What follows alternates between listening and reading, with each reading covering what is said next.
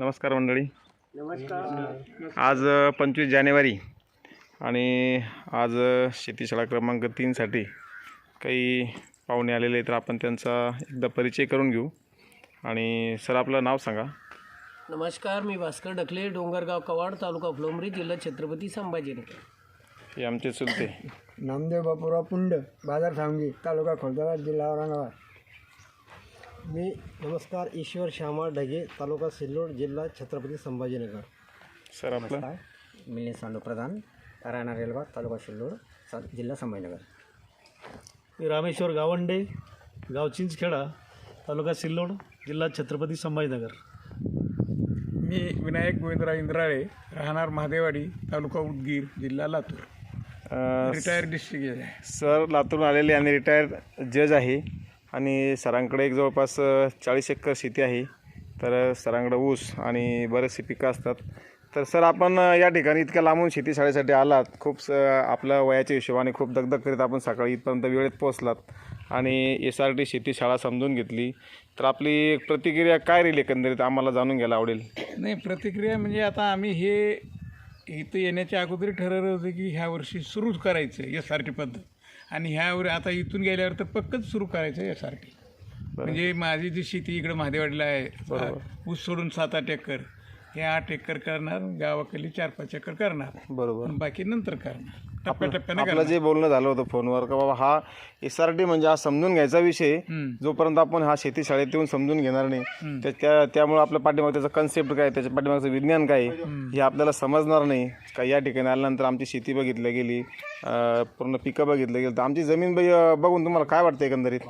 नाही, तुमची जमीन हे एकदम हलकी आहे, चिवाड. बरोबर. पण तुम्ही ते SRT पद्धत अवलंबल्यामुळं तिची एकदम सुपीकता इतकी वाढली आहे की एक दुसरी काळ्या जमिनीला कोणी ते ऐकणार नाही, असं झालं. आपण सकाळी आल्याला ज्या शेतात गेलो होतो, हा समोरचा हा जो तिसऱ्या वाजता खोडवा आहे, तर ह्या शेतात आपण जेव्हा गेलो होतो तर त्या ठिकाणी आपल्याला काय एकंदरीत काय असं अनुभवायला मिळालं का जेणेकरून ते तुमच्या जमिनीत तुम्हाला अनुभवायला मिळालं नाही? तिथं गेल्यानंतर असं एखादी रबरवर चालल्यासारखं वाटत होतं, पण सारखं गादी स्पंज सारखं. ती जमीन इतकी मऊ आहे, गेली असं वर हे आल्यासारखं वाटतं. बरोबर. हा फरक आहे. म्हणजे पारंपरिक शेतीमध्ये जी जमीन आज बल्क डेन्सिटी वाढली, जमीन ही दगडासारखी झालेली आहे, परंतु आमची जमीन आता ही रबरच्या पणसारखी झाली असं तुम्ही सांगताय. हे ऐकून आम्हालाही खूप आनंद होतो आहे, कारण याच्या पाठीमागचं कारण म्हणजे फक्त SRT, आणि SRTमध्ये हे सगळं शक्य आहे. इथं मार्केटमधलं इन्व्हेस्टा किंवा कुठलंही काही टाकून हे शक्य नाही आहे. तर एकमेव याला पर्याय फक्त SRTचे. दादा, आपल्याला आपलं काय सांगू शकाल आजच्या शेतीशाळेबद्दल एकंदरीत? खूप खूप खूप सर, आजचा तर वाखाणण्याजोगं आहे. आजचा जो टूर आहे, ॲक्च्युली काही लोक विचार करतात इतक्या दूर जायचं. आज मी ग्रँड विटारा गाडी घेऊन इथं बरोबर एक 2000चं पेट्रोल टाकून पाहण्यासाठी आलो. खरी गोष्ट. परंतु काहीतरी एक आतून इच्छा होती की आपण एक देश सेवा पण याच्यामध्ये घडती भरपूर. आज तुम्ही जो आज जे आतमध्ये पण आम्हाला टी व्हीवर व्हिडिओ दाखवले, त्याच्यातून सुद्धा असं मिळालं की किती मोठी देशसेवा आणि आरोग्य आणि शेतीचं पण आरोग्य याच्यामध्ये सुपीकता वाढली. या सगळं आज आम्हाला जे अनुभवाला मिळालं की त्यामधून आज खूप मोठा फायदा भविष्यात पिढीचा होणार आहे. आणि जे ट्रॅक्टरनं नांगरणी, ते वखरणी, बाकी सगळे जे आपण अवजारांना शेती करतो, खूप मोठा डिझेलचा नाश होतो त्याच्यामध्ये, तो आज ते वाचणार आहे. आणि जो धूर होतो तो धूर पण होणार नाही. एकंदरीत म्हणजे प्रदूषण पण इथं टाळलं जातं. आणि माल पण आपल्या शेतीचं पीक आहे हे दुप्पट मला चांगलं दिसलं इथे. म्हणजे SRTतले जे शेतकऱ्यांचे अनुभव आहे, आपण व्हिडिओ यूट्यूबवर बघतो, मोबाईलवर बघतो, सगळे शेतकरी म्हणतात आम्ही आनंदी शेतकरी आहे, पण खरंच प्रत्यक्ष त्यांच्या शेतावर गेल्यानंतर असं वाटतं की ते आनंदी शेतकरीचे. तर आपणही आनंदी शेतकरीच आहे आणि ही आज काळाची गरज आहे. आदरणीय चंद्रशेखर दादा भडसावळे यांच्या कृपा आशीर्वादाने जो आपल्याला SRT हा प्रसाद मिळाला, तर नक्कीच हा आम शेतकऱ्यासाठी का जो दादांचं जे स्वप्न आहे का भारतातली प्रत्येक स्क्वेअर फूट जमीन ही जोपर्यंत सशक्त होणार नाही तोपर्यंत थांबायचंच नाही. तर सर, आपलं काय वाटतं एकंदरीत आल्यानंतर? आम्हाला इथं चांगलं वाटलं.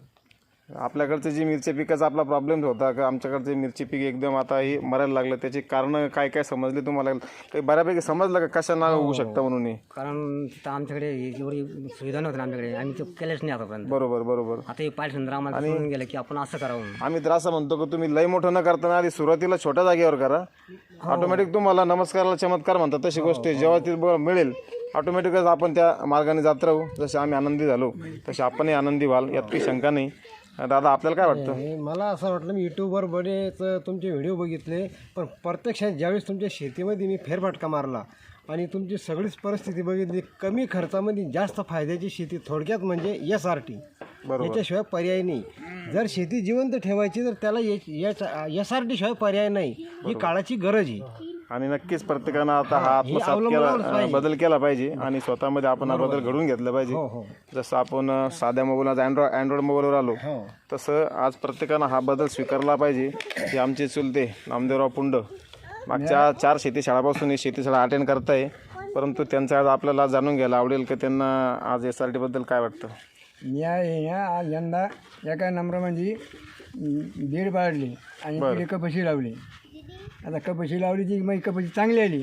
हां त्याच्या अव्वल मका होती, मका 56 जागेवर पेरे, ती मका काही आलीच नाही माझी. बरं. आता यंदा बेड पाडले, कपाशी चांगली झाली. आणि गहू मला माझ्या पत्नीने गहू सांगितलं होतं मला का अशा पद्धतीनं पेर आणि कमी पेर. नाही 1 एकर गहू पेरला, त्यानं मला 40 किलो टाकायचं होतं, मला त्यानं 30 किलो सांगितलं मला. तर मी 30 किलो गहू टाकला आणि एक तणनाशक मारलं त्याच्या. अजून त्याला फवारणी नाही, काही नाही, काहीच नाही केला. येऊ आपण हळूहळू SRTकडे पण येऊ. हां ती जरा जुने शेतकरी, हाडाचे शेतकरी असल्यामुळे SRT समजून घ्यायला जरा उशीर लागेल त्यांना, पण नक्कीच ते बी आता आपल्यासोबत येतीलच. आणि दादा आपलं काय वाटतं एकंदरीत? नमस्कार. नमस्कार. खरंच SRT पद्धत, कारण आजकाल तरुणाई अवास्तव खर्च, प्रदूषण, पर्यावरण ह्या गोष्टी समजून घेतल्या पाहिजे. प्रत्येकजण नोकरीचे स्वप्न बघतोय, पण माती, माणसं आणि पर्यावरण याचा विचार करणारी SRT पद्धत मला खूप आवडली. खरंच याच्या अगोदर लमसममध्ये मी प्रयोग केले होते, परंतु त्यातून कमी खर्चात जास्त उत्पादन क्षमता ही नक्कीच वाढते. कारण इथं पर्यावरण म्हटलं की ट्रॅक्टरची शेती, तुम्ही भरपूर रासायनिक खते पाहिजे त्या प्रमाणात ती वापरलं पाहिजे आणि कमी खर्चामध्ये जास्त उत्पादन क्षमता कशी वाढेल हे मातीचं आरोग्य सांभाळणं गरजेचं आहे. हेच मी या SRT पद्धतमधून शिकलो आहे. खरंच धन्यवाद. नमस्कार. बरोबर, जसं आपलं SRTचं ब्रीद वाक्य, माती बलवान, पीक पैलवान आणि शेतकरी धनवान.